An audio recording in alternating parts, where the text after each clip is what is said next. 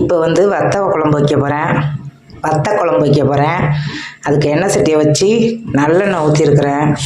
கொஞ்சம் வெந்தயம் போட்டுக்கிறேன்.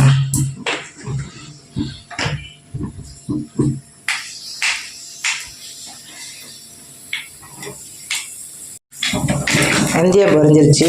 பூண்டு போட்டுக்கிறேன்.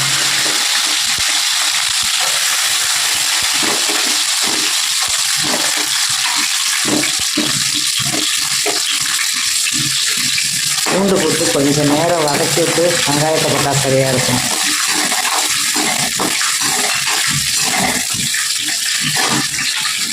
இப்போ வந்து சின்ன வெங்காயம் உரித்து வச்சுருக்கேன்.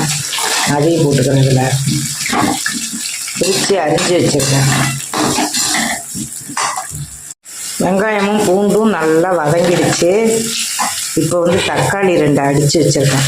மிக்சியில் போட்டு அதை போட்டுக்கிறேன். அது கொஞ்சம் நேரம் வதக்கி விட்டுட்டு புளித்தண்ணி மிளகாத்தூள்லாம் போட எடுக்கும். வெங்காயம் தக்காளி பூண்டெல்லாம் நல்லா வதங்கிட்டு இப்போ வந்து புளி ஊற வச்சு கரைச்சி வச்சுருந்தேன். அதை ஊற்றிக்கிறேன்.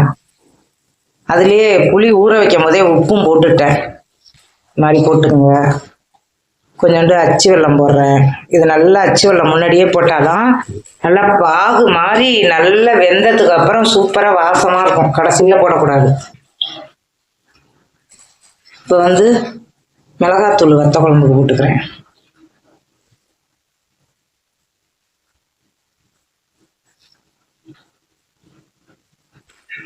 குழம்புக்கு கொஞ்சம் முருங்கைக்காய் போட்டுக்கிறேன். நல்லா இருக்கும். முருங்கைக்காய் போட்டிங்கன்னா குழம்புக்கு சூப்பராக இருக்கும். மாவத்தை நல்லா வெந்நீரில் ஊற வச்சுருந்தேன். நல்லா போட்டு கழுவிட்டு ஒட்டு மாங்காய் வத்தல் அதில் 4 வத்தை போட்டுக்கிறேன். நல்லா 4 தடவை கழுவுன உப்பு போக கழுவிட்டு கொஞ்சமாக உப்பு போட்டுக்கணும். ஏன்னா மாவத்தில் உப்பு இருக்கும். அதனால் போட்டுங்க. வேறு எதுவுமே போட வேண்டியதில்லை. நல்லா கொதிச்சோன்னே இறக்கி வச்சிட வேண்டியது தான். இதுதான் குழம்பு. குழம்பு ரெடி. குழம்பு பிடிச்சிருந்ததுன்னா செஞ்சது லைக் பண்ணுங்கள், ஷேர் பண்ணுங்கள், சப்ஸ்கிரைப் பண்ணுங்கள். தேங்க்யூ.